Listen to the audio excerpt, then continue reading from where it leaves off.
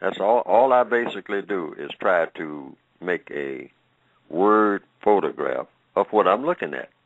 See, I mean, that's which is how you can, if it's a problem, if it is a problem, first thing you want to do is look at it. That's something I learned from that old sergeant I think I told you about and whatnot. He said, hey, anytime something is going on and you have some confusion and whatnot, say the first thing you don't want is confusion. So, because confusion becomes a problem. So the first thing you want to have is clarity. And the first thing you want to do in getting clarity is to not only look at something, but to actually be able to see what you're looking at. And then, if you can, either photograph it or put it into words. Exactly what it is you're looking at. You see somebody doing something, you might be a little confused about what they're doing. And so you just keep looking, and you keep looking until little by little, if you keep looking, and I think it's Confucius that said that if you keep looking, you can learn a whole lot just by looking and paying attention to what you're looking at. Okay? You may not grasp it right away. See, it may puzzle you for a little while. But if you just keep looking, you don't have to do anything. Just look. Just keep looking. And in many instances, not in all, but in many instances, if you just keep looking and concentrate on what you're looking at, you'll begin to see things that you didn't see at first glance. Right. See, in other words, all looking is not seeing. You can be looking at something and not see it. Right. See?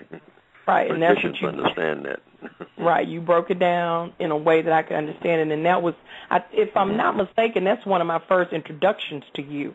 Was I heard that, and I was like, oh yeah, this guy gets it. This guy gets it. He you break it down, in a very simple way where you can just get it. Anybody can understand what you're saying, and I particularly appreciated that. But lots of your videos I enjoyed, but that's one of my old faithfuls. I go back to that one, and that whole thing about you going into the blackmail and how, more importantly, I think what I got out of that was how we tried to do better and get things only to try to be better than our brothers and sisters. That's all we're doing. We're just trying to be better than you, Yes. And that's amazing. And then you have to ask yourself at some point, what kind of goal is that? Right. See what I mean? I mean, at the end of the day, what is that really worth? What is that for? Right. What are you trying to accomplish by doing that? Even if you accomplish it, what have you really got? There you go. That's right. Absolutely. Yeah. Absolutely. Amazing. I cannot wait. I am absolutely excited. I'm not even faking. I am excited. I'm ready to get into this because I want to have the clarity that you have. I want to not be what I desire is to not be so, I don't want to say emotional, but so puzzled sometimes when I see our activity as a people. It's so puzzling to me because, like you say, it's like I look at it and I'm like, well, why are you doing that? Or do you see how, at any way, how your actions are going to lead to anything good for us? And it is puzzling to me. I'm dumbfounded sometimes.